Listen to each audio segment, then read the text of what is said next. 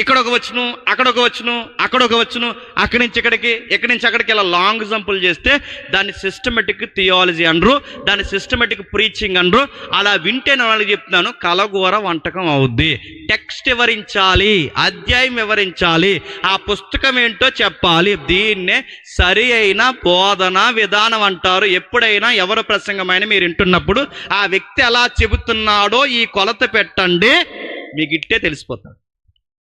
ఆ టెక్స్ట్ ఎలా ఉందో కొలవండి. అక్కడి నుంచి ఇక్కడికి ఎందుకు దూకుతున్నాడు, ఎక్కడి నుంచి అక్కడికి ఎందుకు దూకుతున్నాడు, అసలు మలాకీలో వచ్చినాడు రోమాకి ఎందుకు వచ్చాడు, రోమాలో వచ్చి మళ్ళీ ఆదికాండానికి ఎందుకు వెళ్తున్నాడు, ఈ సందర్భాలు వివరించకుండా మళ్ళీ ఇక్కడి నుంచి ఇంకొక జంప్ ఎందుకు చేశాడని మీరు అడక్కే. ఈ మధ్యకాలంలో అదో ఓకదమ్ముడు ప్రసంగాలు ఎక్కువైపోయినాయి, చూసారా? ఎందుకు వెళ్తారో తెలియదు. ఈ మధ్య నేను ఇలా విమర్శ చేస్తున్నాను కాదు కానీ ఎంతో కొంత మార్చుకుంటారేమో అని ఆశతో అంటున్నాను. మళ్ళీ తిట్టుకున్న పర్లేదు, కొంచెం పందం మార్చుకుంటే చాలు. ఎందుకు చెప్పినా ఈ మధ్యకాలంలో ప్రసంగాలు మానేస్తారు. ఏం చెప్తున్నారు? సోది అంతా చెప్తున్నారు. ఆ సోది ఏం చెప్తారు? ఇదిగో మా ఇంట్లో మూడో అమ్మాయి ఏం చేసింది, మీ మూడో అమ్మాయి ఏం చేస్తే మాకు ప్రసంగంలో ఎందుకు అడుగుతున్నారా? అడగరు. మనకేం కాదు, మన దురదసేవులు మనకి. పాస్టర్ గారి ఇంట్లో ఏం జరుగుతుంది, చిన్నమ్మాయి ఎలా ఉంటుంది మీతో, పెద్దమ్మాయి ఎలా ఉంటుంది మీతో, పాస్టర్ గారికి మీకు మ్యాచింగ్ జరిగినప్పుడు పాస్టర్ అమ్మగారు ముందు చూసారా, పాస్టర్ గారు ఈ నేను అడుగుతున్నా, ఈ సెట్ అంత అవసరం అండి? ఇలాంటి వినేవాళ్ళు ఎక్కువైపోయారు. అందుకే ఇలాంటి వినేవాళ్ళు ఉన్నారు కనుక సిగ్గులేని ప్రసంగాలు చెప్తున్నా. నేను లండన్ వెళ్తున్నప్పుడు ఏం జరిగిందంటే, ఏం జరిగింది, రెక్కూడిపోయింది ఏమానానికి, ఏం జరిగింది, అవన్నీ మనకెందుకో. మళ్ళీ చెప్తున్నాను నేను, ఇలాంటి సోది ఉదాహరణ ఎవరైనా చెబుతున్నాడంటే స్టఫ్ లేనోడు, మళ్ళీ చెప్తున్నాను, ప్రసంగం మీద పట్టు లేనోడు, అలాంటివి వినొద్దు. మీ విలువైన సమయాన్ని వాళ్ళ వ్యక్తిగత జీవితాల సోదు మనం వినొద్దు. సాక్ష్యాలు చెప్తున్నారు, మంచి సాక్ష్యాలు చెప్పండి, కాదంటలేదు. దేవుడు నన్ను కడిగాడు, పాపినైనా నన్ను మార్చాడు, తాగుబోతుని తిరిగిపోతునైనా నన్ను మార్చాడు. సాక్ష్యాలు ఇలా ఉంటే వినేవాడికి బాగుంటాయి. కానీ సాక్ష్యాలు అలా లేవు.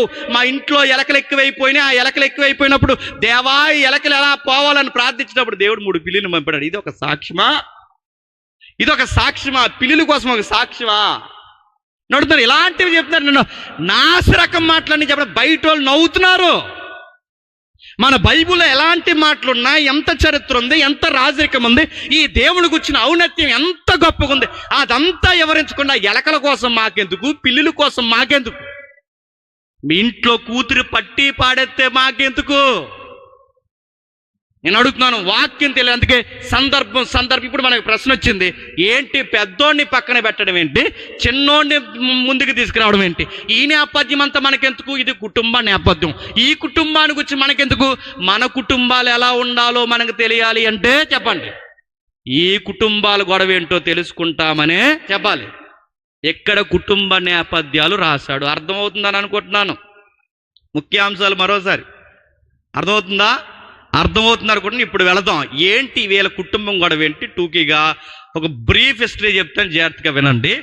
ఏంటి వీళ్ళ కుటుంబం అంటే, వీళ్ళదొక ఉమ్మడి కుటుంబం, ఉమ్మడిగా ఉంటారు. ఆ ఉమ్మడి కుటుంబం ఎందుకంటే ఈ ఇశ్రాయేలుకి ఉమ్మడిగా బతకడం ఇష్టం. వీళ్ళకి ఈ ఉమ్మడి కుటుంబాల్లో ఇలా బతుకుతూ ఉండగా అబ్రహాం గారు తర్వాత ఇస్సాకుకి చెప్పండి ట్విన్స్. మన సందర్భానికి కావాల్సింది యాసావు, యాకోబు. వీళ్ళిద్దరూ పుట్టారు. ఈ పుట్టిన తర్వాత వాళ్ళ నేపథ్యం అక్కడ రాస్తున్నాడు. ఉమ్మడి కుటుంబం ముక్క చెక్కలైంది. ఎందుకైనా చెప్పినా, ఇంటికి తలకాయలు ఎవరైతే ఉన్నారో కొంచెం జాగ్రత్తగా వినండి. పెద్దోళ్ళు ఎవరైతే ఉన్నారో, వయసు మళ్ళీ వాళ్ళు ఎవరైతే ఉన్నారో, ముఖ్యంగా భార్య భర్తలు జాగ్రత్తగా వినండి. ఎందుకు ఆ కుటుంబం ముక్క చెక్కలు అయిపోయిందో చెప్పినా, ఈ తల్లిదండ్రులైన ఈ తలకాయలు తినంగా ఉండకే ఎంత ప్రాబ్లం వచ్చింది ఇశ్రాయేలు సమాజానికి. మీరు నమ్ముతారో లేదో, తల్లిదండ్రులు చాలామంది పిల్లలను అంటారు కానీ వాళ్ళని ఎలా గైడ్ చేయాలో తెలియదు. మనం అనుకుంటున్నాం పెంచేస్తున్నాం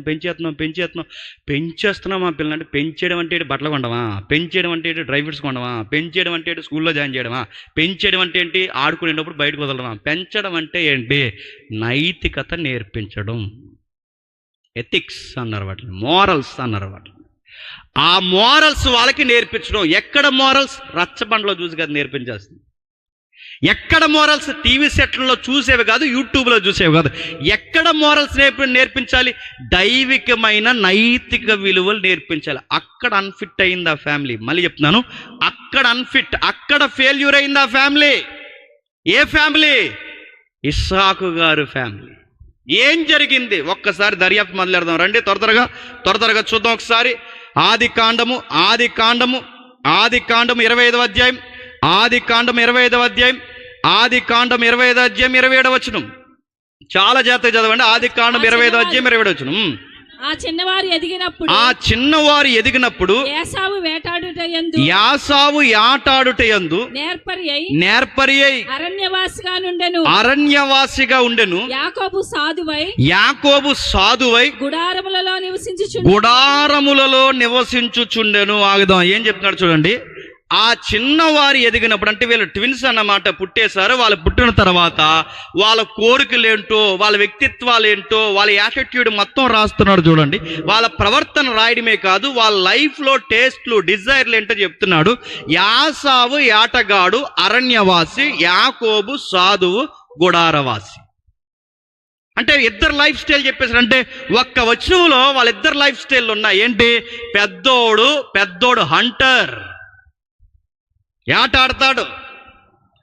ఏం ఏటాడతాడు? ఇంటికి కావలసిన ఎరల్ని కొట్టి తెస్తాడు. ఇంటికి కావలసిన తిను కార్యక్రమాన్ని, మాంసాన్ని, దుప్పుల్ని, జింకల్ని కొట్టి ఇంటికి తెస్తాడు. ఇప్పుడు చెప్పండి, ఈ టెక్స్ట్ చదువుతుంటే మనకేమర్థం అవుతుందండి? కాస్త ఇంటికి గుప్పుడు మెతుకులు పెట్టేవాడు ఎవరండి? చెప్పాలి, చిన్నోడా పెద్దోడా? మరో మాట చెప్పండి. ఇంటికి కాస్తంత ఉపయోగపడే పనులు చేసేది ఎవరు చెప్పండి? పెద్దోడే పనికొచ్చేలా ఉన్నాడు.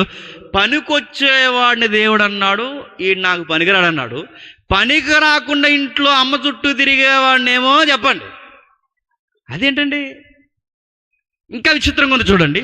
ఆ పెద్దోడు అరణ్యవాసి అంటే ఆడు అరణ్యానికి వెళ్తాడు. అబ్బాయికి ఫీల్డ్ నాలెడ్జ్ ఉందంట.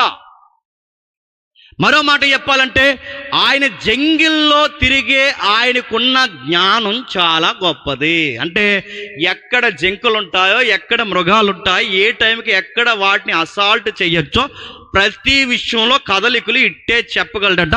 టార్గెట్ పెట్టాడో మిస్ అవ్వకుండా ఖచ్చితంగా కొడతాడంట. అంటే నేను అనుకుంటానండి, మంచి షూటింగ్ ఉందన్నమాట. అంటే కరెక్ట్ ఫైరింగ్ ఉంది. ఎవరికి? యాసవ్ గారికి. అంటే ఆయన టార్గెట్ పెడితే బుల్లు మిస్ అవ్వకుండా కొడతారు. మనం టార్గెట్ పెడితే బుడకు కూడా వేయలదు. మనకి తీర్థాల్లో కొడతాం కదండి, ఈ బుడకు పెడతాం, ఆ పక్క బుడకు కూడా తేగలదు మనకి.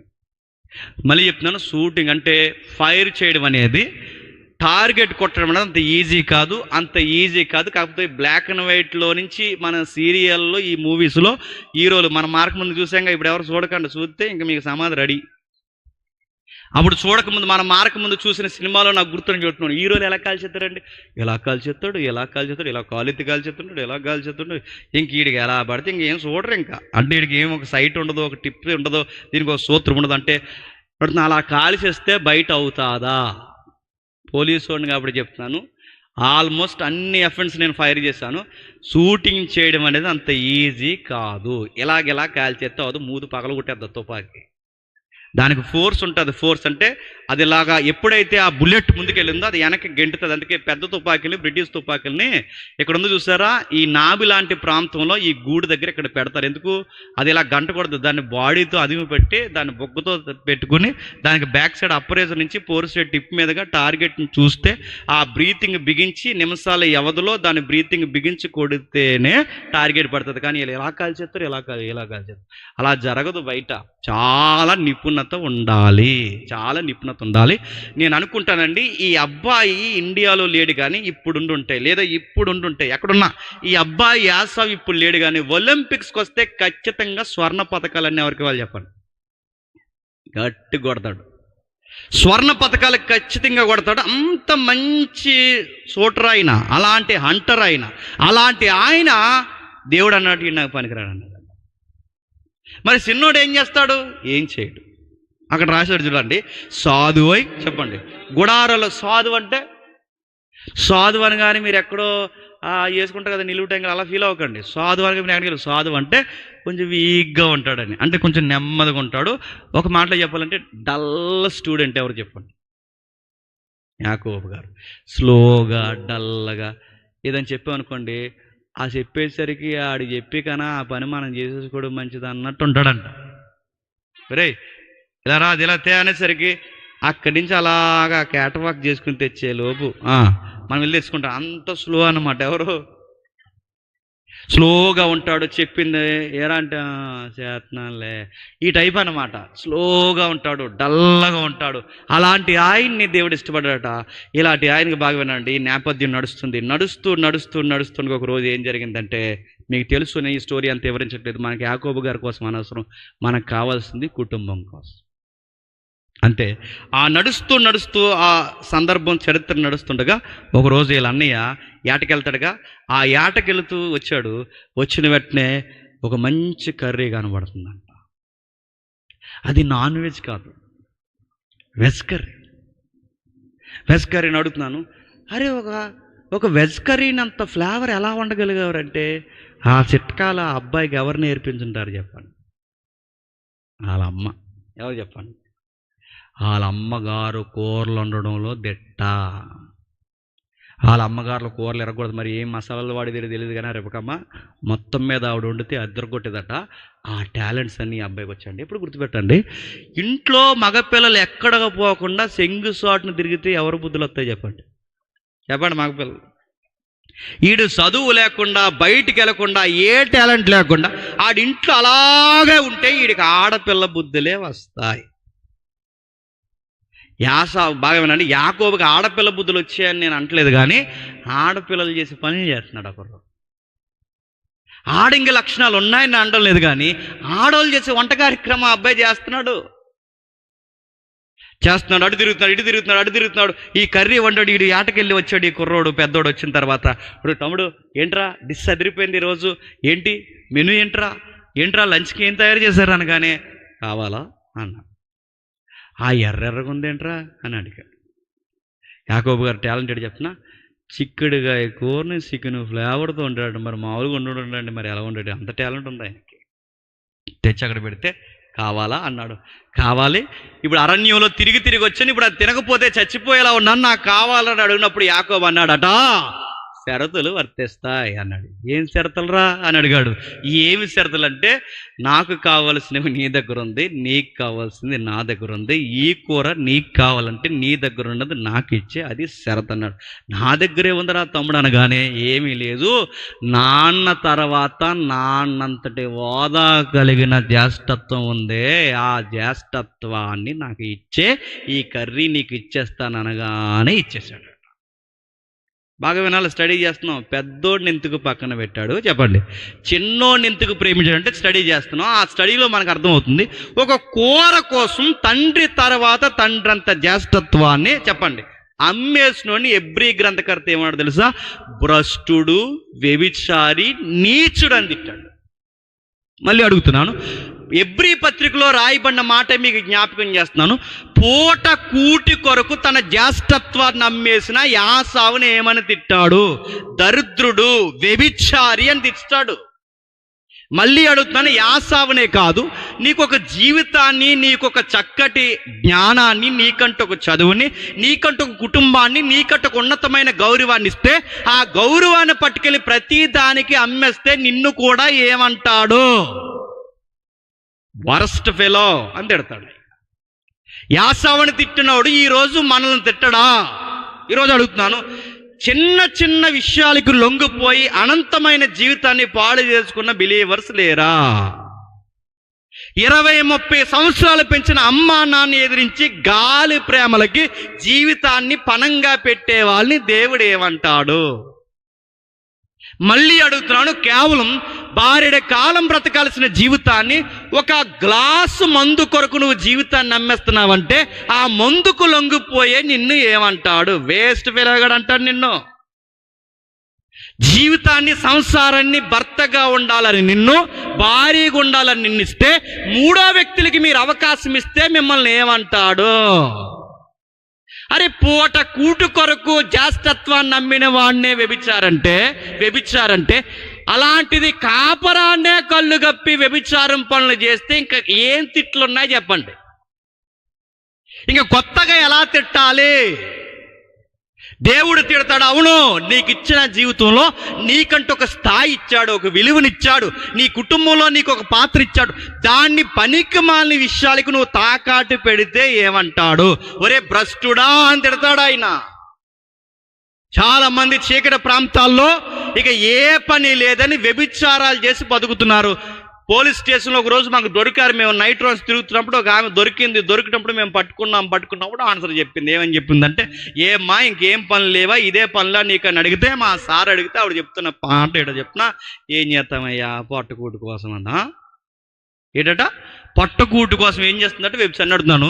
పట్టకూటు కొరకు వ్యభిచారం చేస్తే దేవుడు అంటాడు, కూటు కొరకే తన జాస్తత్వాన్ని నమ్మినేసిన వ్యభిచారం అంటే కూడు కోసమే వల్లి అమ్మేస్తే ఏమంటాడు? సీరేస్తాడు. మళ్ళీ చెప్తున్నాను నేను, నీకొక కాపరాన్ని ఇచ్చాడు జాగ్రత్త, నీకొక యవ్వనాన్ని ఇచ్చాడు జాగ్రత్త, నీకొక కుటుంబాన్ని పెద్దల్ని ఇచ్చాడు జాగ్రత్త, నీకొక సంఘాన్ని ఇచ్చాడు జాగ్రత్త, నీకంటూ కొన్ని ఆలోచన ఇచ్చాడు జాగ్రత్త. దేవుడు నీకు ఏ స్థితి ఇచ్చాడో దాన్ని కాపాడు. దాన్ని ప్రతి దానికి అమ్మేశావో దులుమాడేస్తాడు జాగ్రత్త. ఈ దేవుడితో గొడవ ఉంది, ఈయనకి ఇవ్వడమో తెలుసు. చెప్పండి, సరిగ్గా ఉండకపోతే మొట్టికాలేసి నడ్డి తుంటె ఈమె కిరగొట్టి తీసుకోవడం కూడా తెలుసు. యాసావుకి అదే చెబుతున్నాడు, ఏం పనులురా ఇవి, నాన్న తర్వాత నాన్న ప్లేస్ నీది, అబ్రహాము ఇస్సాకు. చెప్పండి, యాసావు నీ ప్లేస్ ఏంటో తెలుసా? అబ్రహాము ఇస్సాకు, యాసావు ఇది నీ ప్లేస్మెంట్. అంటే పితరుల యొక్క పట్టికలో ఉండాల్సిన మూడో పేరు నీది. అలాంటి పేరుని కూడు కమ్మేశావంటే నిన్నేమనాలి? చాలామంది పిచ్చి మాటలు మాట్లాడతారు. వాళ్ళ మాటలోనే తెలిసిపోద్ది వాళ్ళకి లైఫ్ పట్ల ఎంత పర్పస్ ఉందో వాళ్ళకి అర్థమైపోద్ది. ఏమంటారు చెప్పిన, పెళ్ళికి వచ్చావు, నీకు ఆ కూర వేయలేదా, వేస్ట్ అని. ఏంటి పెళ్ళిలో నేను ఆ గోంగూర పచ్చడి వేసుకోకపోతే నా లైఫ్ వేస్ట్ అంట. నువ్వు ఆ కూర తినకపోతే వేస్ట్, ఆ ఊరు వెళ్ళిన తర్వాత నువ్వు ఈ జ్యూస్ తాగకపోతే వేస్ట్, ఇక్కడ ఈ స్పీడ్ తినకపోతే వేస్ట్, మరి ఆ పూతరేగ తినలేదా నువ్వు వేస్ట్. ఏంటి పూతరేగలు తినకపోతే నా పుట్టికి వేస్టా? అడుగుతున్నాను. గాలి మాటలు జీవితం అర్థం. కూడు కొరకు లైఫ్ వేస్ట్ అనే వాళ్ళని ఏమనాలి చెప్పండి? కూరల కోసం గొడవెట్టుకునే వాళ్ళు లేరండి కుటుంబంలో? కూరల కోసం 60 ఏళ్ళ కాపరాన్ని పాడు చేసుకునే వాళ్ళు లేరా? వీళ్ళందరూ ఎవరండి? యాసావుకు తమ్ముళ్ళు వీళ్ళందరూ. సార్ ఎవడ కాయమన్నాడా నిన్ను అన్నాడు. సార్ ఎవడ కాయమంటాడు? బిల్ గేట్స్ వచ్చి కాయమంటాడా? ఆ రోజుకి అది కాసింది అంతే. ఆ టయానికి అది కాయాలనిపించింది, కాసింది ఆవిడ. దానికి కూడా నేను సార్ ఎవడ కాయమన్నాడే, కక్కెందుకు వండలేదే, మొక్కెందుకు వండలేదే, నీ బొంద ఎందుకు వండలేదని అడుగుతున్నాను. కూర కోసం మీరు గొడవలు ఎట్టుకుని పోలీస్ స్టేషన్లో ఎఫ్ఐఆర్ నమోదు చేసుకుని దాన్ని పట్టుకెళ్ళి కోర్టులో తిరిగి అక్కడ మీరు ఒక జడ్జిమెంట్ తెచ్చుకుంటున్నారంటే మీ కాపురం విలువ తెలిసిందా? లేదు చెప్పండి. ఆమ్లెట్ కోసం గొడవ పెట్టుకుని భార్య భర్తలు తెలుసా? 100 ఫోన్ చేస్తారు, మా ఆయన చంపేసిలో ఉండు త్వరగా రండి అంటే. దేనికని వెళ్ళారు. ఒకరోజు మా వాళ్ళు టకటకమని వెళ్తే అది చెప్తున్నారు. ఎందుకమ్మా ఏమైందని అడిగితే 100 కాల్లో నమోదు చేస్తారు. ఎందుకు వచ్చామంటే మా ఆయన చంపేసాను. దేనికిరా గొడవ అని అడిగితే అప్పుడు గొడవ చెప్పి కోడిగుడు ఉక్కురు కోసం గొడవ అండి వాళ్ళకి. కోడిగుడ్డు ఉక్కుర్ల కోసం గొడవ, సార్ల కోసం గొడవ పెట్టుకుంటే మీకు విలువ తెలుస్తుందా? మీలాటోడే పెద్ద అన్నయ్య యాసావు. అతనికి విలువ తెలియట్లేదు, జీవితం విలువ. చిన్నోడు తిరుగుతున్నాడు, టఫా తిరుగుతుంటే ఈ తిరుగుతున్న వేళ మాట్లాడాడు. ఒకరోజు ఇచ్చేశాడు. ఏముందలే ఇచ్చేసినంత మాత్రాన పోతుందేట అనుకున్నాడు. ఇచ్చేసాడు. ఈ అబ్బాయి లాగేసుకున్నాడు. కట్ చేస్తే 27వ అధ్యాయంకి వచ్చేసరికి పెద్ద ఆయనకి వయసు అయిపోయింది. పెద్ద ఆయన ఎవరు? ఇంటికి పెద్ద అయినా చెప్పాలి, మర్చిపోద్దు. మన కుటుంబాలు కనబడితే జాగ్రత్త చూడండి. పెద్ద ఆయనకి వయసు అయిపోయింది. వయసు అయిపోయిన ఆయన ఏమడుగుతున్నాడు? చివరి కోరుకు, నాకు మంచి కర్రీ కావాలరా అని అంటాడు. ఏం కావాలట? చచ్చిపోయే ముందు ఒక మంచి ఆట మాంసం తిని చచ్చిపోయాను అడుగుతున్నాను. మీరు అబ్జర్వ్ చేయండి. కూరలు తినే అలవాటు ఏమో ఇస్సాకుకు ఉంది, అదే అలవాటు ఎవరికి వచ్చిందండి? పెద్దోడికి వచ్చింది. కూరలు వండే అలవాటు ఏమో వాళ్ళ అమ్మకుంది, అదే అలవాటు ఎవరికి వచ్చిందండి? అంటే ఇంట్లో ఎన్ని పార్టీలు ఉన్నాయి చెప్పండి? వైసీపీ టీడీపీ కాదు, చెప్పండి. ఇంట్లో ఎన్ని పార్టీలు ఉన్నాయి? 2 పార్టీలు ఉన్నాయి. ఒకటి తండ్రి పార్టీ, చెప్పండి, 2 తల్లి పార్టీ. కుటుంబంలో 2 పిల్లలుంటే ఇలా పార్టీలా ఉండే కుటుంబాలు ఇక్కడ ఎవరైనా ఉంటే జాగ్రత్త, నేను మీకోసమే మాట్లాడుతున్నాను. తల్లి సైడ్ ఉండే బిడ్డ ఒకరు ఉంటారు, తండ్రి సైడ్ ఉండే బిడ్డ ఒకరు ఉంటారు, లేరా? పెద్దోడేమో నాన్న సైడ్ అట, చిన్నోడేమో అమ్మ సైడ్ అట. నేను అడుగుతాను, కుటుంబంలో ఇలా ఉండొచ్చా? తండ్రి ఒక దిక్కు, తల్లి ఒక దిక్కు, ఎవరి ఆలోచన వాళ్ళు కలిగి నీకన్నా చిన్నవారైనా మీ పిల్లల దగ్గర, ఇంకా వయసులో చేదేంటో తీపేంటో తెలియని వారి దగ్గర కుటుంబ విషయాలు డిస్కషన్ చేస్తే ఆ కుటుంబం కలిసి ఉంటుందా? అలాంటి పొరపాటు పనులు ఈ పెద్దోళ్ళిద్దరూ చేశారు. పోయి పెద్దోడికి చెప్పాడు. ఏమని చెప్పాడంటే, నాకు తినడానికి కావాలరా, ఆ తెచ్చిన తర్వాత నేను ఏం చేస్తా అంటే, ఇంక నేను మరణానికి సమీపముగా ఉన్నాను, ఈ చనిపోయే లోపు నాకు యాట మాంసం తెచ్చి నువ్వు నాకు పెడితే నేను ఏం చేస్తానంటే ఈ ప్రాపర్టీ అంతా నీ పేరు మీదే నామినీ నేమ్ పెట్టేస్తా అన్నాడు. నామినీ నేమ్ ఎవరిదంట? ఇదిగో నెక్స్ట్ ప్రాపర్టీకి అథారిటీ నీదేరా, నెక్స్ట్ లీగల్గా ఇదిగో నువ్వే క్లెయిమ్ చేసుకోవచ్చు, తర్వాత నీకు ఇచ్చేదిగో. ఆ రోజుల ఆస్తులు అంటే ఏంటి? దేవుని దీవెనలు, ఆ జ్యేష్ఠత్వం, అదే కదా ఆ రోజుల్లో వాళ్ళకి ఆస్తులు. అవి నీకు ఇచ్చేస్తాను, నెక్స్ట్ లీగల్ నేమ్ నీవే క్లెయిమ్ చేసుకోవడానికి ఇదంతా నీకు ఇచ్చేస్తాను. దేన్ని బట్టి ఇచ్చేస్తాడు? భక్తిని బట్టి కాదు, విశ్వాసాన్ని బట్టి కాదు. దేన్ని బట్టి ఇచ్చేస్తాడట? కేవలం కూరదతే. నేను అడుగుతున్నాను, కూరకి ఆస్తులు అమ్మినట్టుగా కూరకి ఆశీర్వాదాలు అమ్మేసే నైజం ఇస్సాకుకుందే? చెప్పండి. అదే నైజం ఎవరికి వచ్చింది చెప్పండి? పెద్దోడికి వచ్చింది. అమ్మేసాడట. వీళ్ళిద్దరూ సీరియస్గా మాట్లాడుకుంటున్నారు. ఏంటి ఈ ఆస్తుల కోసం? పెద్దోడు మాట్లాడుకుంటే వెనకాల ఉండి అంటుందండి ఇవిడికి భయం లేకుండా. ఎవరండి? మాట్లాడుతుందని చెప్పండి. భర్త మాటలు చాటు నుండి అలా భార్యలు వినొచ్చా? జీకే పెట్టి చెప్పండి. అలా వినొచ్చా? వింటే ఏమవుతుంది అడుగుతాను. ఆయన రహస్యాలు వేరు, నీ రహస్యాలు వేరుగా ఉండొచ్చా? అప్డేట్ యుగంలో ఒక మాట చెప్పనా, ఇద్దరికి ఫోన్లు ఉంటేనట ఈవిడ లాకులంట ఆయనకి తెలియవంట, ఆయన లాకులంట ఈవిడ. ఇద్దరు డ్రైనేజీలోకి దూకిపోయారా? ఈవిడ సాటింగ్ ఈవిడ కాంటాక్ట్లు వేరంట, ఈయన సాటింగ్లు ఈయన కాంటాక్ట్. అలా ఉండొచ్చా అని అడుగుతున్నాను. మీ ఇద్దరి మధ్య దాపరికాలు ఏంటి? అసలు ఓపెన్ హార్టెడ్గా ఉండాల్సింది ఎవరు? మీ ఇద్దరు. మీరు ఎక్కడ ఓపెన్ అవ్వాలి? పిల్లల దగ్గర కాదు. చెప్పండి. భార్య భర్తలుగా మీ ఇద్దరు ఒకరికొకరు ఓపెన్గా ఉండాలి. ఉన్నారా? అదే పొరపాట్లు ఈ మధ్యకాలంలో మీరు గమనిస్తున్నారు లేదో? ఎవరి ఫోన్లు వారివి, ఎవరి కాంటాక్ట్లు వారివి. అదేరా ఫోన్ వస్తుంది తీయొచ్చు కదరా అంటే, నేను తీయను అది తను ఫోన్ రాబా, ఎంత క్లాసిక్ నడున్నా. అదేరా అంటే నీ సర్కిల్ వేరే. అవునరా, తన సర్కిల్లోకి నేను వెళ్ళను. చెప్పండి, పోతారు త్వరలో మీ ఇద్దరు. అలా ఉండకూడదు. ఇద్దరు మాట్లాడుకోవాలి. సగం కుటుంబాలు ఎందుకు పాడైపోతాయి చెప్పనా? మీ ఇద్దరు మాట్లాడుకోరు. మీ ఇద్దరు మాట్లాడుకోకుండా ఈవిడేమో వాళ్ళ అమ్మకి చెప్తుంది, ఈవిడేమో వీళ్ళ అమ్మకి చెప్తాడు. వీళ్ళిద్దరు వచ్చి ఏం చేస్తారు చెప్పండి? పెద్ద గొడిగేస్తారు మధ్యలో. మీరు అదే చేసే పొరపాటు. మీ ఇద్దరు మాట్లాడుకోండి. పెళ్ళైన కొత్తని ఎంత బాగా మాట్లాడుకుంటారండి? పెళ్ళి ఎదుగు మీద మాట్లాడేసుకుంటారు. ఎంత సిగ్గి, మనకు సిగ్గి చేస్తాడు దానిని చూసి. పెళ్ళి ఎదుగు మీద మాట్లాడేసుకుంటారు, పెళ్లి చేస్తున్నారు మాట్లాడేసుకుంటారు, నవ్వేసుకుంటుంటారు. ఆ పెళ్ళి అయిన కొన్ని రోజులు నెలల్లో ఎంత దగ్గరగా నడుస్తారో. ఏగల దోమలు కూడా వెళ్ళవు, అంత చక్కగా దగ్గర నడుస్తారు. నేను మళ్ళీ అడుగుతాను, ఆఫ్టర్ 3 years తర్వాత మీకు డిస్టెన్స్ ఎందుకు పెరుగుతుంది? ఆ డిస్టెన్సే మీ కాపురానికి పెద్ద అగాధం అవుతుంది. పిల్లలు పుట్టి ఎంత పెద్ద అయినా మీ ఇద్దరు ఎప్పటికీ ఒకే మనసు కలిగి ఉండాలి. మీరు పిల్లలకు చెప్పేవేంటో, చెప్పకూడనివేంటో, మీరు మాట్లాడుకోవాల్సినవేంటో చెప్పాలి. మీకు ఇవన్నీ మీకు ఎలా తెలుసు అంటే, నాకు ఇవన్నీ తెలియవు, బైబిల్ తెలిసి చదువుతుంటే నాకు తెలుసాయి. ఇవన్నీ మీకు ఎలా తెలుసు అంటే, ఈ కుటుంబ నేపథ్యంలో జరిగిన మైనస్లు ఏంటో ప్లస్లు ఏంటో చదువుతుంటే అర్థమవుతుంది. అందుకే వీళ్ళిద్దరూ మాట్లాడుకుంటుంటే పెద్దావిడ ఎన్నావిడ ఏం చేయాలి? ఎన్నావిడ ఏంటండి ప్రాపర్టీ అంతా పెద్దోడికి ఇచ్చేస్తున్నాడు, చిన్నోడు ఏమైపోతాడండి అని డిస్కషన్ చేయాలిగా. ఆయనతో డిస్కషన్ చేయకుండా ఎవరితో డిస్కషన్ చేసిందంట? చిన్నోడా ఇలా రారా అందంట. వెళ్ళిపోయాడు చిన్నోడు. ఆ పిల్లతో ఒక అరగంటకు వచ్చి ఉంటాడులేండి, స్లోగా ఉంటాడుగా. వెళ్ళిన తర్వాత ఏ మమ్మీ అన్నాడు.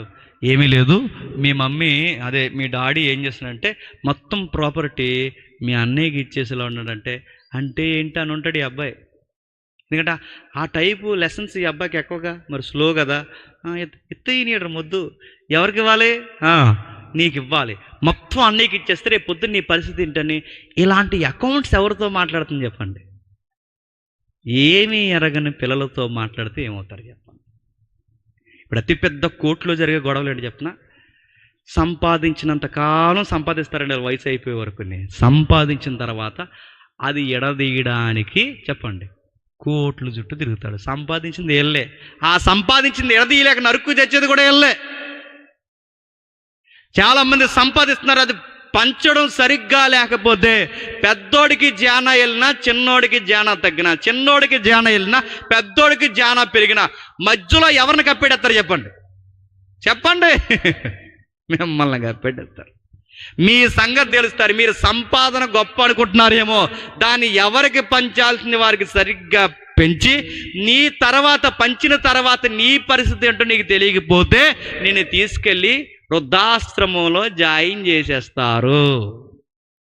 జాగ్రత్త, సొసైటీలో జరుగుతున్నవి ఇవే. ఈ కుటుంబంలో అలాంటి పరిస్థితులే దాపరించాయి. ఏం దాపరించాయి? చిన్నోడికి చెప్పింది ఏమని? అన్నయ్య వచ్చి ఏట మాంసం అన్నయ్య అక్కడి నుంచి తెచ్చే లోపు నువ్వేం చేస్తావంటే, నువ్వు వెళ్ళి ఆ ప్లేస్లో నువ్వేం చేస్తావంటే నువ్వే వేస్తావుగా ఆ మాంసాన్ని ఇచ్చారా, నాన్న నువ్వే అనుకుని ఆ చేతులు పెట్టి నేను దీవించేస్తాడంటే, మమ్మీ ఇది క్రైమ్ అవుద్దేమో కదా అన్నాడు. అదంతా నేను చూసుకుంటాను లేరా అంది. అలా చెప్పొచ్చండి పిల్లలకి? చాలామంది తల్లుల దగ్గరికి పిల్లలు వచ్చి అడుగుతారు, మమ్మీ ఓ 100 ఉంటివే, మమ్మీ ఒక 500 ఉంటివంటే, నా దగ్గర లేవరా అన్న, ఊరుకోవాలి లేవని. కానీ ఏమంట చెప్పు, మీ నాన్న అడుగు అంటది. నేను అడిగితే తిడతాడంటే, అందుకే ఆ జేబులే అడతాడు చూడు అందంట. అలా చెప్పొచ్చా?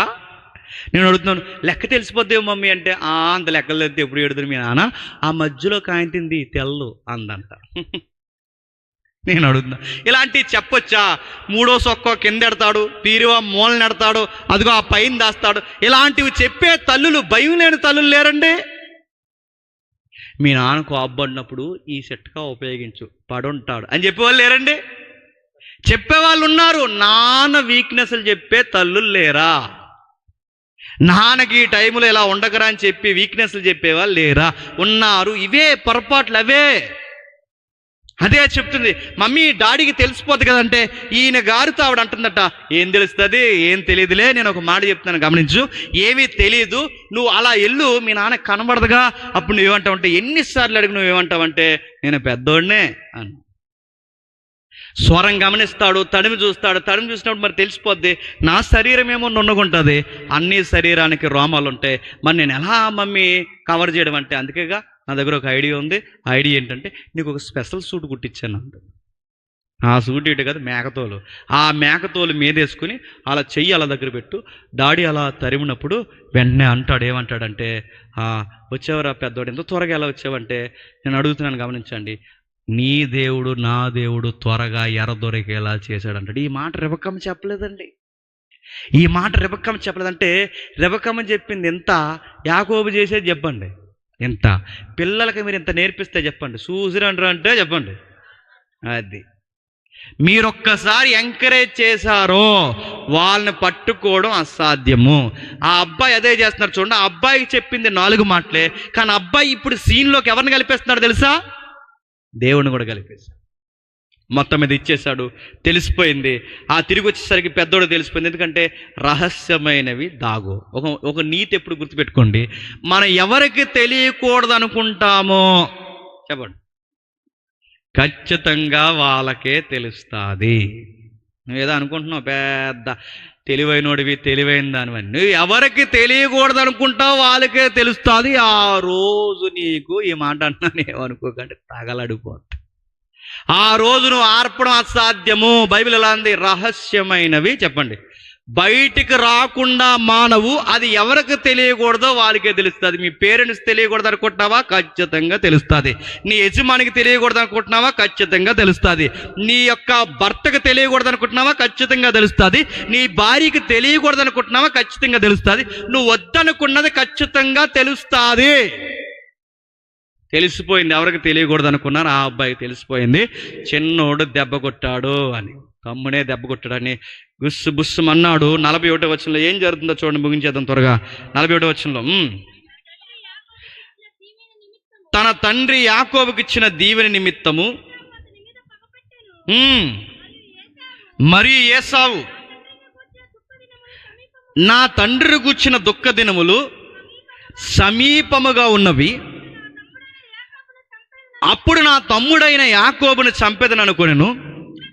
రెబెక్కా తన పెద్ద కుమారుడిని ఏశావుతో మాట్లాడుకూర్చి విన్నప్పుడు ఆమె తన చిన్న కుమారుడిని యాకోబుని పిలవనంపి అతను ఇట్లన్నీ, ఇదిగో నీ అన్నయ్య అయిన యోసావు నిన్ను సంపదలసి చెప్పి నిన్ను గూర్చి తన్ను తాను వాదార్చుకొనుచున్నాడు. ఒకసారి ఊహించుకోండి, ఇంట్లో ఎలా తిరుగుతున్నాడట? తనను తాను వాదార్చుకోవడం అంటే అలా తిరుగుతున్నాడట. ఎలా తిరుగుతున్నాడట? ఒక మాట లోపల కోపంతో ఆ మాట బయటకు అనేస్తున్నాడంటే, ఎక్కువ మంది కోపం వచ్చినప్పుడు చూసారా, గాలిలో చూసి మాట్లాడుకుంటారు చూసారా, గోళ్లతో మాట్లాడుతుంటాడు, అద్దం ముందు నిలబడి మాట్లాడుకుంటాడు, బాత్రూంలో మాట్లాడుతుంటాడు. ఎందుకు? ఆడు కోపం తట్టుకుని లోపల నుంచి వాయిస్ బయటకు వచ్చేస్తుంది అన్నమాట.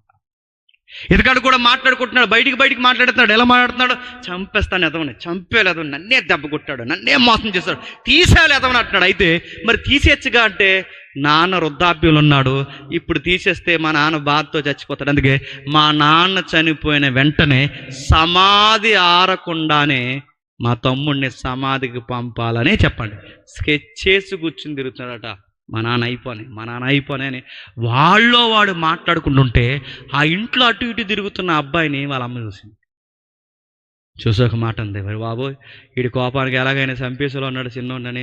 ఒరే చిన్నోడా ఇలా రా, మీ అన్నయ్య చాలా ఉగ్రుడైపోయినాడు, ఈ కోపానికి దెబ్బకి నేను చంపేసేలా ఉన్నాడు, ఒకే దినాన్ని మీ ఇద్దరు చచ్చిపోతే ఎలాగరా అని 45 వచ్చిన చివరి మాట అంటాను చూడండి. ఒక్కనాడే మీ ఇద్దరిని నేను పోగొట్టుకొనుటే అలా. ఇప్పుడు ప్రశ్న అర్థం చెప్పండి, రెబెక్కమ్మ మంచిదా చెడ్డదా? మిమ్మల్ని అడుగుతాను చెప్పండి, రెబెక్కమ్మ మంచిదా చెడ్డదా? మంచిదేనండి. ఎంత మంచిదో చెప్పనా? ఆమె యంగేజ్లో ఉన్నప్పుడు ఆమె సాక్ష్యం చదవండి, ఆమె వయసులో ఉన్నప్పుడు ఆమె సాక్ష్యం చదవండి. మరియమ్మను గూర్చి ఎలాగైతే చదువుతామో అచ్చు మరొక మరియమ్మలా కనబడుతుందండి. అంత మంచి సాక్ష్యం ఎవరో చెప్పండి? రెబెక్కమ్మది. ఆ అమ్మాయి గురించి బైబిల్ ఇలా చెప్పింది, నేను తీయట్లేదు సందర్భాలు. చక్కని చిన్నది, పురుషుని ఎరగనిది. ఆ అమ్మాయి ఏ అబ్బాయిలతో మాట్లాడదట? కట్టుకోబోయేవాడిని తప్ప, ఇంటిలో తప్ప బయట ఏ ఫ్రెండ్ సర్కిల్ మెయింటైన్ చేయలేదట. అంత మంచి సాక్ష్యం కలిగిన చక్కటి కూతురు, ఇన్ని విలువలున్న అమ్మాయి కుటుంబాన్ని చేతులారా ఎందుకు పాడు చేసుకుంటుంది? మంచిదా చెడ్డదా? మరి మంచిదైనది ఇంత మాట అంది. ఒకే నాడు మీ ఇద్దరు చనిపోతే నేను ఎలా అంటే, ఇద్దరు కొట్టుకు చచ్చిపోతారని వీడికి తెలియదా? ఇంత రిస్క్ ఎందుకు తీసుకుంది? కుటుంబాన్ని పాడు చేసుకునే రిస్క్ ఎందుకు తీసుకుంది? అన్నదమ్ములు ఇడిపోయి ఇంత అగాధం ఏర్పడుతుందని తెలిసినా ఇలాంటి బోడి సలహాలు చిన్న కొడుకు ఎందుకు ఇచ్చింది? అంటే తెలిసే చేసిందా? తెలిసే చేసింది. ఎంతకి ఇలా చేసింది? చెడ్డది కాదు, ఆమె మంచిదే. ఎంతకి ఇలాంటి ప్రాబ్లం చేసింది? ఇంత ప్రాబ్లం అయిన తర్వాత ఇప్పుడు హై ఓపెనింగ్ అయింది. ఇప్పుడు వాళ్ళ భర్త దగ్గరకు వచ్చి అంటుంది, ఏమండి వీళ్ళిద్దరూ ఒకే రోజు చనిపోతే ఏమైపోవాలండి? మీరు చిన్నోడికి 4 మాటలు చెప్పండి అని ఇప్పుడు వచ్చి మాట్లాడుతుందండి. ఈ మాటలు ఏదో చెప్పండి, 27వ అధ్యాయం ముందే మాట్లాడుంటే ఎంత గొడవ వచ్చేది కాదు. మళ్ళీ చెప్తున్నాను, కాపరాలు ఎంత గిడిపోతాయి చెప్పనా? తలకాయలు 2 మాట్లాడుకోవాలి. మీరు మాట్లాడుకోరు. ఆవిడ మాట్లాడుతుంటే ఈడు గోడకు చూస్తుంటాడు, ఈవిడ మాట్లాడుతుంటే ఈవిడేమో కిజినేపు చూస్తుంది. ఎందుకు అడుగుతున్నా? అలా ఒకరు ముఖమే ఒకరు చూసుకోకపోతే, కూర్చుని పట్టున 4 మాటలు మీరు మాట్లాడకపోతే ఆ కుటుంబం ఎవరిది అనుకుంటున్నారు? ఆవిడ ఏదని చెప్తుంటే కుక్క కసలు కసుకుంటుంది అంటుంటాడు. అడుగుతున్నాను, చెప్తుంది కాస్త ఏం చెప్తుందో విను. ఏం చెప్తుందో విను. వింటావా? చూద్దాంలే, సాయంత్రం వద్దాంలే, రేపు చూద్దాంలే, వెళ్దాంలే, ఎక్కడెట్టో సాక్స్లే అయ్యే నడుతుంది. వినరా అయ్యా, ఏం చెప్తుందో విను. నీ లైఫ్లో ఇంపార్టెంట్ పర్సన్ ఎవరైనా ఉన్నారంటే నీ లైఫ్ పార్ట్నర్. ఏం చెప్తుందో విను. నువ్వు పెద్ద ప్రధానమంత్రిలా ఫీల్ అవ్వకు, విను. ఏం చెప్తుందో విను. ఆవిడ ఏం చెప్తుందో విను. వీళ్ళు మాట్లాడుకోకండి ప్రాబ్లం వచ్చింది. ఎప్పుడు మాట్లాడుకున్నారో తెలుసా? వీళ్ళిద్దరూ కొట్టుకునే పరిస్థితులకు వచ్చేసరికి అప్పుడు మాట్లాడింది పెద్ద ఆయనతో. 28వ అధ్యాయం మొదటి రోజున ఇస్సాకు యాకోబుని పిలిపించి, నువ్వు కానాను కుమార్తెలో ఎవరిని వివాహం చేసుకోకూడదంటే నేను అడుగుతున్నాను, ఎవరిని వివాహం చేసుకోకు. నువ్వు లేచి పద్నాలుగులో నీ తల్లి తండ్రి నీ తల్లికి తండ్రి అయిన బేతేలు ఇంటికి వెళ్ళి అక్కడ నీ తల్లి సహోదరుడు లాబాను కుమార్తెలు ఒక దాన్ని వివాహం చేసుకుని అతనికి ఆజ్ఞాపించను. సర్వశక్తి గల దేవుడు నిన్ను ఆశీర్వదించి నీవు అనేక జనములన్నట్టు నీ సంతానాభివృద్ధి కలగజేసి నువ్వు విస్తరింపజేసి నీవు పరవాసి అయిన దేశమునకు అనగా దేవుడు అబ్రహాముకి ఇచ్చిన దేశమును నీకు స్వాస్యము చేసుకున్నట్లు అడుగుతున్నాను. ఇప్పుడు ఈ పాయింట్ అర్థమైందండి ఎవరికి? ఇస్సాకు గారికి అబ్రహాముకు వాగ్దానం చేసిన దేశం ఇవ్వాలన్న పాయింట్ ఇప్పుడు ఎందుకు అర్థమైంది? నాకు అర్థమైన విషయం చెప్తున్నాను. ఇప్పుడు వీళ్ళిద్దరు మాట్లాడుకున్నారు. ఎవరిద్దరు? భార్య భర్తలు. ఏ విషయం మాట్లాడుకున్నారు? అబ్రహాము చెప్పండి, ఇస్సాకు, నెక్స్ట్ నేమ్ యాకోబు ఉండాలన్న సంగతి మాట్లాడిందంటే ఇంత కంగారుగా భర్త మాటలు సాటును వెంతుకు విన్నది, వింటే విన్నది పట్టుకెళ్ళి చిన్నోడికి ఎందుకు చెప్పింది, చూస్తుండగా ఇంత పెద్ద గొడవ ఎందుకు తెచ్చుకుంది, కాపురాన్ని ఎందుకు పాడు చేసుకుందంటే ఈవిడికి ఒక అనుభవం జ్ఞాపకం ఉండిపోయిందండి. ఈవిడికి ఏమను జ్ఞాపకం ఉండిపోయింది? టూకీగా చెప్తాను వినండి. ఈవిడికి గర్భం నిండిపోయింది, నెలలు నిండిపోతున్నప్పుడు లోపల కవల పిల్లలు ఉన్నారన్న సంగతి ఈమెకి తెలియదు. ఎవరికి? రిబెక్కా మీద. మరి స్కానింగ్ మిషన్ లేదు కదా, ఉంటే మరి ఆ రోజు అడిగేద్దాం ఆడపిల్ల మగపిల్ల అని. వాళ్ళకి లేదు కదా ఆ రోజుల్లో. ఆ రోజుల్లో తెలియదు. ఇద్దరున్నారు, ఒకడున్నాడో తెలియదు. ఒక్కడుంటేనే తినంగా పుట్టకపోతే తల్లి ప్రాణాలనే పోతున్నాయి చెప్పండి, బిడ్డ ప్రాణాలు పోతున్నాయి. బిడ్డ అడ్డం తిరిగితేనే డాక్టర్లు చేతులు ఎత్తేస్తున్నారు. అలాంటిది ఉన్నవాడు ఒక్కడ కదట ఇద్దరు. ఆ ఇద్దరు కందిరేగలే ఏకంగా ఫైటింగ్ సీన్ ఎక్కడ పెట్టారు చెప్పండి? వాళ్ళ అమ్మ గర్భం డయాస్ అనుకున్నారండి వాళ్ళు. లోపలే వీళ్ళ ఫైటింగ్ సీన్ పెడితే ఇప్పుడు తల్లికి ఎలా ఉంటుంది? ఒక బిడ్డే అస్తమాలు కదిలితే తల్లికి ఎలా ఉంటుందండి? అలాంటిది అడ్డం తిరిగితే ఎలా ఉంటుందండి? అలాంటిది నెలలు నిండిపోయినప్పుడు తల కిందకు ఉండాల్సింది అడ్డం తిరిగి పైకి తిరిగితే ఎలా ఉంటుంది? ప్రాణాలు పోతాయి. అలాంటిది ఏకంగా ఫైటింగ్గా పెట్టుకుని మడాలెట్టుకు లాక్కొట్టున్నారంటే ఏమైపోతుంది? అప్పుడు అర్థమైంది బిడ్డల్ని ఎవరిస్తారో ఆ దేవుడి దగ్గరికి, ఆ పరమ వైద్యుడి దగ్గరికి వెళ్ళి ప్రార్థన చేస్తుంది. 25 అధ్యాయం 22 వచనంలో 25 అధ్యాయం 22 వచనంలో ఆమె గర్భములోని శిశువులు ఒకనితో ఒకడు పెనుగులాడిరు గనుక ఇలాగైతే నేను బ్రతుకుట ఎందుకని అనుకొని ఈ విషయమై యెహోవాను అడుగ వెళ్ళెను. అప్పుడు యెహోవా ఆమెతో ఇట్లనెను, 2 జనములు నీ గర్భములో కలవు, 2 జనపదములు నీ కడుపులో నుండి బయటకు వచ్చును. ఏమంటున్నాడు? అమ్మ నువ్వు కంగారు పడకు, లోపల ఉన్నది ఒకడు కాదు చెప్పండి, ఇద్దరున్నారు. ఆ ఇద్దరు 2 జనాంగాలకి చెప్పండి ప్రతినిధులు అయిపోతారు. 2 గర్భాలు ఉన్నాయి, లోపల ఇద్దరున్నారు. ఆ ఇద్దరు 2 జనపదాలకి గొప్పలవుతారు. మళ్ళీ గుర్తుపెట్టుకమ్మా, చిన్నోడు పెద్దోడికి అధికారం అవుతాడు, పెద్దోడు చిన్నోడికి చెప్పండి దాసుడు అవుతాడు. మళ్ళీ చెప్పింది గుర్తుపెట్టుకోండి, చిన్నోడు పెద్దోడికి అధికారం అవుతాడు, పెద్దోడు చిన్నోడికి దాసుడు అవుతాడు. ఇది గుర్తుపెట్టుకంటే ఈ నొప్పులు వచ్చిన ఆ టైంలో ఈ విషయం మైండ్లో గుర్తుపెట్టేసుకుందండి. ఎవరు? రెబెక్కమ్మ. ఇది ఈవిడికి గుర్తుంది కానీ పెద్ద ఆయన మర్చిపోయాడు. ఎవరు మర్చిపోయారు? ఇస్సాకు మర్చిపోయాడు. మర్చిపోయేమంటున్నాడు, నా కూరదేరా నీకు రాసి ఇచ్చేస్తాను, నా కూరదేరా తర్వాత పేరు నీదే పెడతానంటే అప్పుడు వెళ్ళి వెంటనే చెప్తే బాగుంది. ఏంటండి నాకు నొప్పులు వచ్చే టైంలో దేవుడు ఏం చెప్పాడండి? పెద్దోడే కన్నా చిన్నోడే జాగ్రత్త, వీడి పట్ల మీరు ఫోకస్ పెట్టండి అని ఆ రోజే దేవుడు చెప్పాడు కదండి.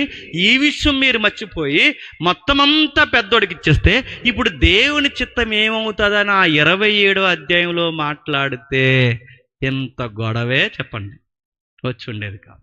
ఎంత గొడవే వచ్చిండేది కాదు. కానీ భర్తతో మాట్లాడాల్సిన మాటలు ఎవరితో మాట్లాడింది? కొడుకుతో మాట్లాడింది. పెద్ద ఆయనతో మాట్లాడుతుంది, కొడుకుతో మాట్లాడింది.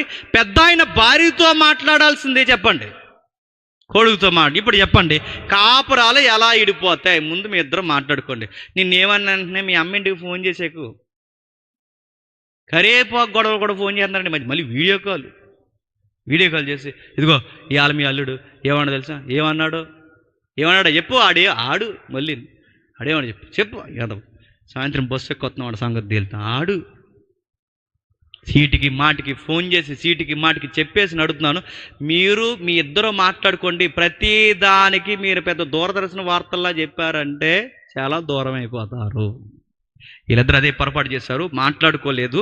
మాట్లాడుకోక తల్లి ఒక ముఖం తండ్రి ఒక ముఖం చూస్తే ఇంట్లో ఎన్ని పార్టీలు వచ్చాయి చెప్పండి?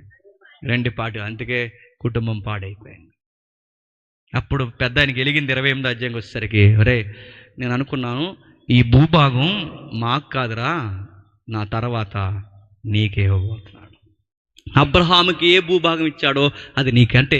ఈ మాట పిల్లలు ఇంకా పుట్టి చెప్పండి, మేలైనను కీడైనను చేయకముందే చెప్పాడు. చిన్నోడే ఒకరోజు పనికొస్తాడు, పెద్దోడే కంత్రిగడవుతాడని చెప్పాడు. దేవుడు ముందే ఎలా చెప్పేశాడు? దేవుడు బాగా వినాలి, ఏతువాది ప్రశ్నకి ముందే ఎలా చెప్పేశాడు? ఆయన చెప్పాడు కాబట్టి జరగడం కాదు, జరగబోయేది ఆయనకి తెలుసు కాబట్టి చెప్పండి ముందే చెప్పాడు. బాగా వినాలి, ఆయన చెప్పాడు కాబట్టి జరిగిపోదు. సర్వము ఆయన లీలలే. ఆ పదం మనకి వర్తించదు. ఎందుకంటే సర్వము ఆయన లీలలే అంటే సర్వము ఆయనే చేయిస్తున్నాడంటే నేను అడుగుతున్నాను, మనుషులకి ఫ్రీ విల్ పోతాది, స్వేచ్ఛ పోతాది. ఇంక అన్నీ ఆయనే చేసేస్తే మనం మరబొమ్మలమా? మరి దేవుడు ఏం చేశాడు? జరగబోయేది చెప్పాడు తప్ప ఆయన చెప్పాడని అలా జరిగిపోదు.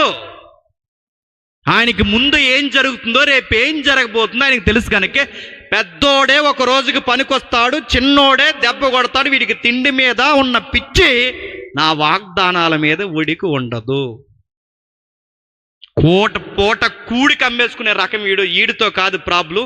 ఈ అబ్బాయిని జాగ్రత్త అన్నప్పుడు ఈ విషయం ఇద్దరికి పెద్దోళ్ళకి అర్థమైన తర్వాత అప్పుడు చెప్పారు, ఆ పెద్దోడి కన్నా చిన్నోడినే దేవుడికి అవసరమని నిలబెట్టారు. ఈ అబ్బాయికి నేను అడుగుతున్నాను, అయినా ఏదో ఒకటి అడిగితే బాగుంది, నీ బాణం ఇచ్చే, లేకపోతే నీ విల్లిచ్చే, లేకపోతే నువ్వు వాడే ఆ బట్ట ఇచ్చే అంటే బాగుంది. ఏం అడగకుండా యాకోబు ఏం అడిగాడు చెప్పండి? అదే ఎందుకు అడిగాడండి?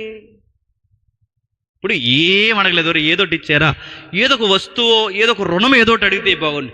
ఏం అడగకుండా అదే ఎందుకు ఇచ్చామన్నాడు అంటే అబ్రహాము చెప్పండి, ఇస్సాకు చెప్పండి, యాకోబు అనే ఈ ఆశీర్వాదాల సబ్జెక్టు చెప్పండి యాకోబు కూడా తెలుసు అన్నమాట. తెలిస్తే తెలిసింది కానీ ఎంచుకున్న పద్ధతే చెప్పండి సరైంది కాదు. చాలామంది ఉంటారా, జీవితంలో ఎదగాలనుకుంటారు, మంచిదే. ఆ ఎదగాలనుకున్న గోలు మంచిదే, కానీ అడ్డదిడ్డంగా ఎదిగేస్తానంటే దొంగ వ్యాపారాలు చేసేస్తాను, దొంగ మాటలు మాట్లాడేస్తాను, ఆ నెత్తి మీద 10 ఈ నెత్తి మీద 10 అక్కడిక్కడ లాగేస్తుంటే ఉంటాదా? పట్టుకెళ్ళి హాస్పిటల్కి పెట్టుబడి పడతావు, రెడీగా ఉండు, రాసి పెట్టుకో. నేను సీరియస్గా చెప్తాను, అడ్డగోలు సంపాదిస్తే తిన్నది అరుగుతాదా?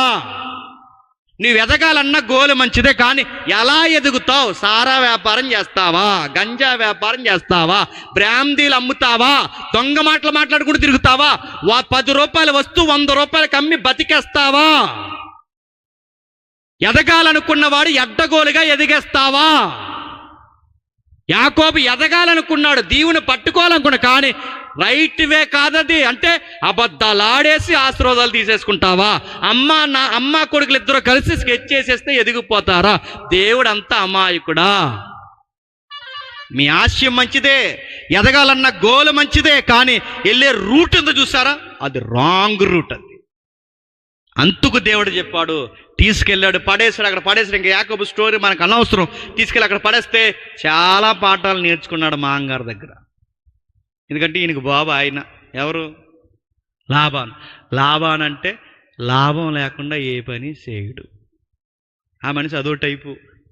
సొంత కూతుర్ని అమ్మేస్తాడు అవసరమైతే, పెద్ద కూతురి కలుగపేస్తాడు అవసరమైతే, బరువులు వదిలించేసుకుంటాడు అవసరమైతే, కూతురికి జీతానికి తాకట్లు పెడతాడు ఆ మనిషి.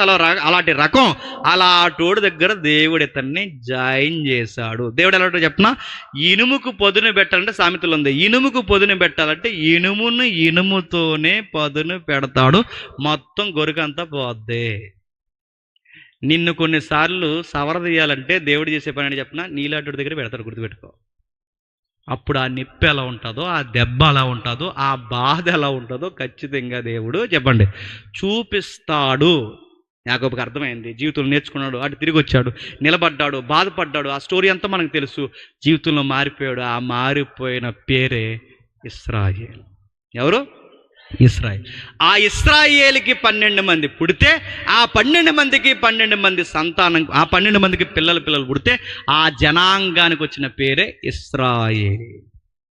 ఈ అబ్బాయికి ఆశీర్వాదాలు పిచ్చి ఎందుకు వచ్చిందంటే, గోలు బాగానే ఉంది కానీ ఈ అబ్బాయి లైన్ కరెక్ట్ కదా. ఎందుకు వచ్చిందంటే, వీళ్ళ తాతయ్య గారు ఎవరండి? నేను ముగించేస్తాను, ఒట్టే చెప్తున్నాను, ముగించేస్తాను. చెప్పండి, వీళ్ళ తాతయ్య గారు ఎవరండి? అబ్రహాం గారు. వీళ్ళ తాతయ్య గారు చిన్నప్పటి నుంచి మనవళ్ళగున్న వీళ్ళిద్దరిని కూర్చోబెట్టి పాఠాలు చెప్పాడు. మీరు ఎలా చెప్పగలరు? మీరు అప్పుడు పుట్టారని సీరియస్గా నా వైపు చూడకండి. ఆ లెక్కలు తెలిస్తే మనకు అర్థమవుద్ది. లెక్కలేంటి బాగా వినండి. అబ్రహాం గారికి ఇస్సాక్ గారు ఎన్ని సంవత్సరాలు పుట్టాడండి? 100 ఏళ్ళకి, 100 ఏళ్ళకి పుట్టాడు. అబ్రహాం గారికి ఇస్సాక్ గారు పుట్టిన సంవత్సరం ఎంత? 100 ఏళ్ళకి పుట్టాడు.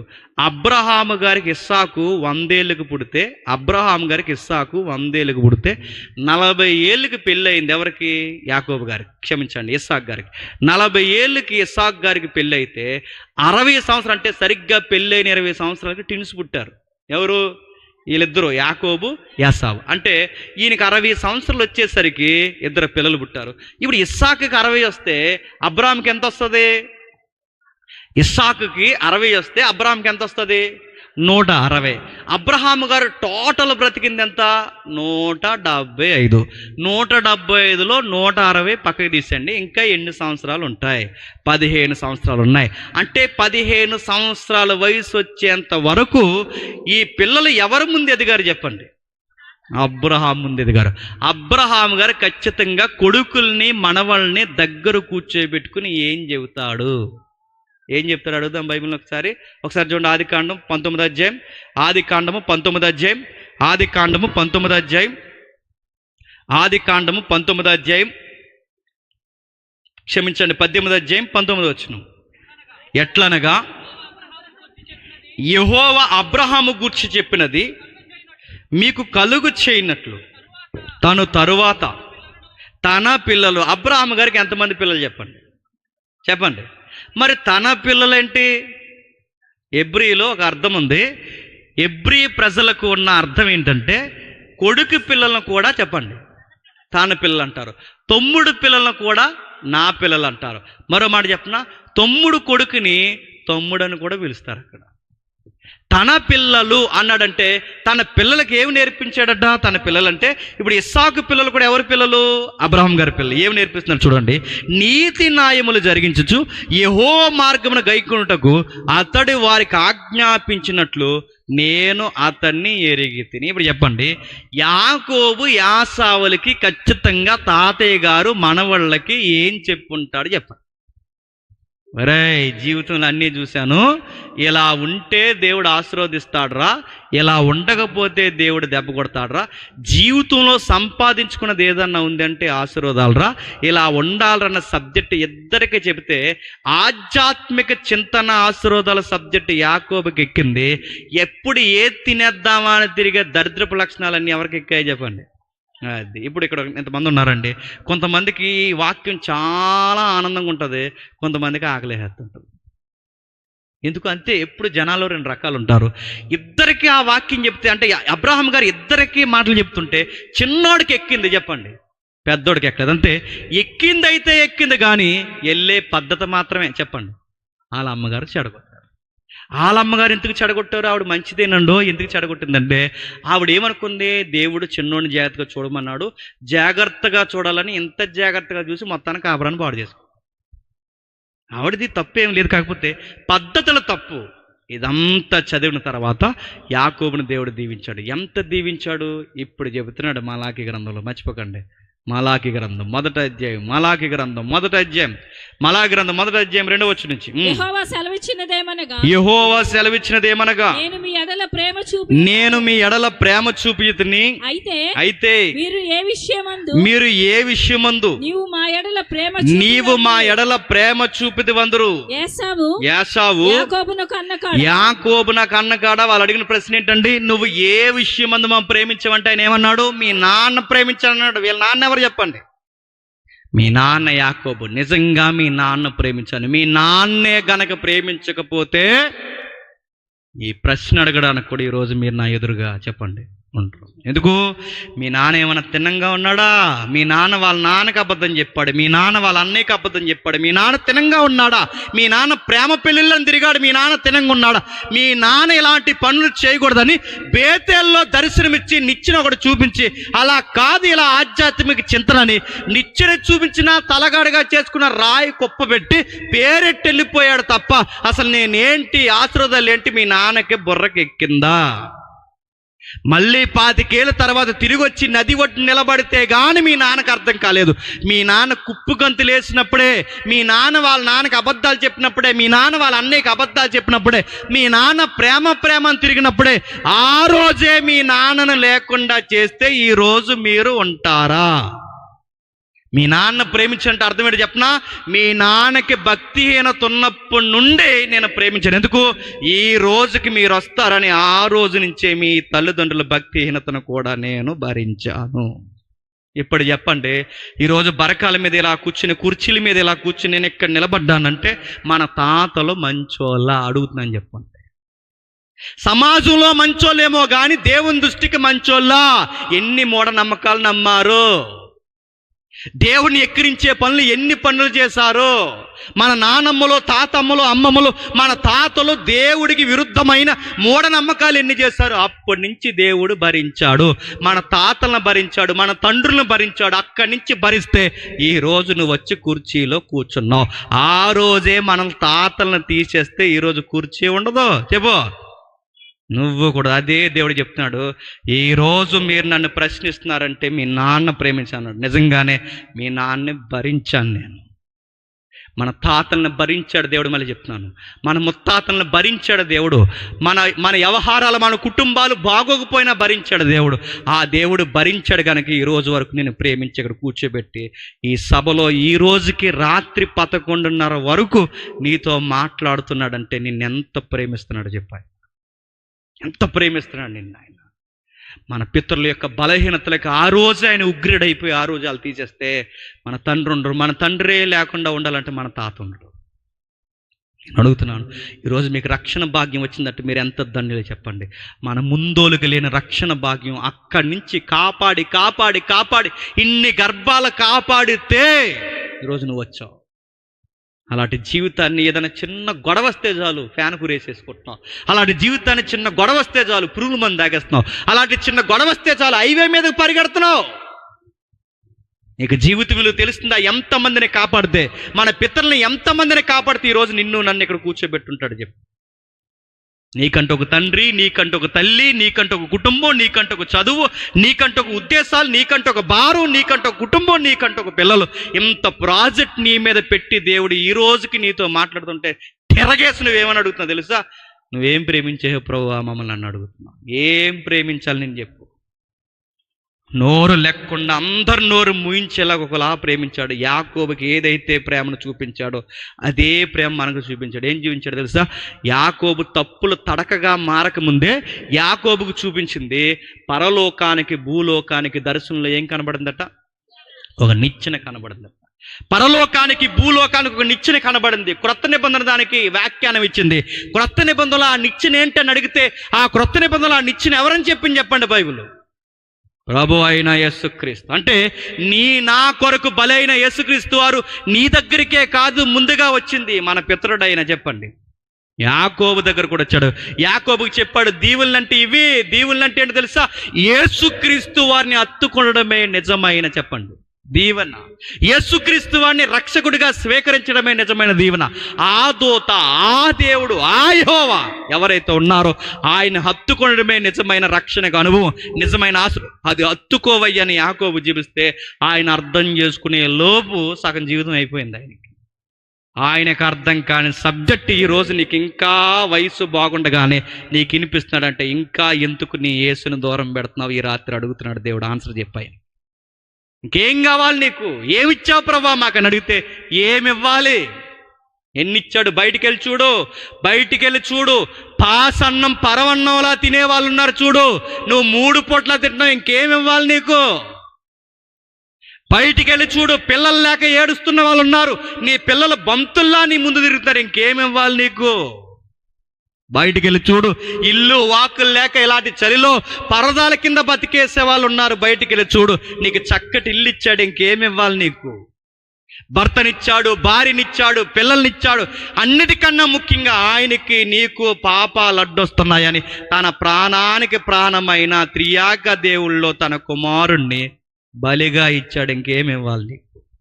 దేవుడే రక్తాన్ని కాచి ప్రాణాన్ని పెట్టి నీ కొరకు అసూలు బాసి ఆయన దాహం అని చనిపోతే, ఇదిగో ప్రయాసపడి భారం మోసుకుంటున్నారు, అర్థం లేక జీవితంలో నడుస్తున్నారు, ఇదిగో నా యొద్దకు రండి తండ్రి, వీరేమి చేయుచున్నారు వీరు ఎరుగురు, వీళ్ళకి లైఫ్ పర్పస్ తెలియట్లేదని ఇప్పటికీ క్షమాపణ పెట్టి మన కొరకు విజ్ఞాపన చేసి మన కొరకు ప్రాణం పెట్టి తిరిగి లేచి మళ్ళీ వస్తానని వాగ్దానం ఇచ్చి వెళ్ళిపోయాడే.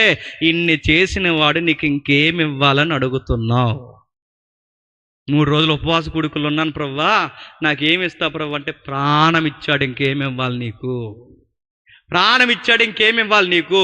ఉపవాస కూడుకులు ఉండి ఇల్లు ఇస్తావా, వాకిలు ఇస్తావా, ఉద్యోగం ఇస్తావా, పిల్లల్ని ఇస్తావా, పెళ్లి చేస్తావా, ఇలాంటివి అడుగుతున్నావు. నీకు ఆయన ఏం చేస్తాడో, ఇశ్రాయేలుకి ఎలాగైతే కళ్ళు కనబడలేదో చెప్పండి, ఈరోజు కూడా ఎంత చేసినా మన కళ్ళుకి చెప్పండి కనబడట్లేదు. ఇంకేమి ఇవ్వాలి చెప్పు? ఏమి ఇవ్వాలి? ఆరోగ్యంగా తిరుగుతున్నాయి, ఇంకేమి ఇవ్వాలి చెప్పు? లక్షల కోట్ల రూపాయలు ఉన్నా తినడానికి సరైన తిండి తినలేక హాస్పిటల్ చుట్టూ తిరుగుతున్న వాళ్ళు ఉన్నారు. మనము పెళ్ళికి వెళ్తాం, చక్కటి బిర్యానీ తింటాం, నచ్చితే కవర్లు వేసుకుని తెస్తాం, మళ్ళీ తింటాం, మళ్ళీ రాత్రి తింటాం, మిగిలితే పొద్దున్న టిఫిన్ కొడతాం. ఏమైనా అవుతుందో ఈ స్టమక్కి? ఎంతకన్నా నీకు ఏమి ఇవ్వాలి చెప్పు? అన్నిటికన్నా గొప్ప ఆస్తి అని చెప్పిన ఆరోగ్యం ఇచ్చాడు. అన్నిటికన్నా గొప్ప ఆస్తి అని చెప్పిన తింటే మనసారా నిద్రపోతున్నావు, నిద్ర కూడా ఒక దీవెనే. నీకు ఇంకేమి ఇవ్వాలి చెప్పు? ఇశ్రాయేలు అడిగినట్టు అడగండి. ఇంకా బంతులో తిరుగుతున్నాయి, ఇంకేమి ఇవ్వాలి చెప్పు? ఆయన ప్రాణాన్ని ఇచ్చాడు, రక్తాన్ని ఇచ్చాడు. ఇది నీకు అర్థమైతే ఈ రాత్రి వెళ్ళిపోయే ముందు దేవునికి మాట ఇవ్వు, దేవా ఇన్ని చేసినా నాకు చూడడం రావట్లేదు ప్రభు, నిన్ను ప్రశ్నించడానికి నా దగ్గర ఏమీ లేదు, నేను అడక్క ముందే నా అక్కర్లన్నీ ఎరిగిన వాడివి, నేను ఏది కోరక ముందే నా కోరికలను తీర్చేవాడివి. ఇన్ని చేసిన నేను ఈ రోజుకి నేను ప్రశ్నిస్తే, ఇశ్రాయేలుతో మాట్లాడడం ఎలాగైతే మానేసావో ఇలానే ఉంటే నువ్వు కూడా నాతో మాట్లాడడం చెప్పండి మానేస్తాను. ఆ పరిస్థితి తెచ్చుకోకండి. వాళ్ళతో 400 సంవత్సరాలు మాట్లాడడం మానేశాడు, మనకు 400 సంవత్సరాలు మళ్ళీ చెప్తున్నాను, మనతో ఒక 4 సంవత్సరాలు దేవుడు మాట్లాడడం మానేస్తే దేశ దిమ్మరి కయ్యేలాగా అయిపోతాం, ఉరిపోసుకున్న సౌల్లాగా అయిపోతాం, నడిమి ఇరిగిపోయి బద్దలాసిపోయి చచ్చిపోయిన యోధాలాగా అయిపోతాం.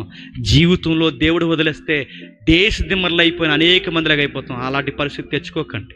దేవా మాకు చాలా మేలు చేసావు ప్రభువా, చాలు ప్రభువా, బిడ్డల్ని ఇచ్చే ప్రభువా, వాకులు ఇచ్చే ప్రభువా, మాకంటూ ఒక సంఘం ఇచ్చే ప్రభువా, ఒక దైవజన్ని ఇచ్చే ప్రభువా. ప్రతి వారము ఆ పులిపేట మీద నుంచి ఆ దైవజను నోట్లోంచి మాతో మాట్లాడుతున్న ప్రభువా. ఎంతకన్నా మాకేం కావాలి ప్రభా? మాకు లైఫ్లో గ్రేటెస్ట్ ప్రివిలేజ్ ఏదన్నా ఉంది అంటే సంఘంలో కూర్చొని వాక్యం వినడం. ఎంతకన్నా ధన్యత మాకేమీ లేదు ప్రభా. ఇది మీకు అర్థమైతే దేవుడు మిమ్మల్ని ఆశీర్వదిస్తున్నాడు. ఇది మీకు అర్థమైతే దేవుడు ఈరోజు మిమ్మల్ని దీవించాడు. ఇది మీకు అర్థమైతే నజరేయుడైన యేసుని ఈరోజు మీ రాత్రి మీ గుండెల్లోనికి ప్రవేశింపజేస్తున్నాడు. దేవుడు మిమ్మల్ని దీవించునుగాక.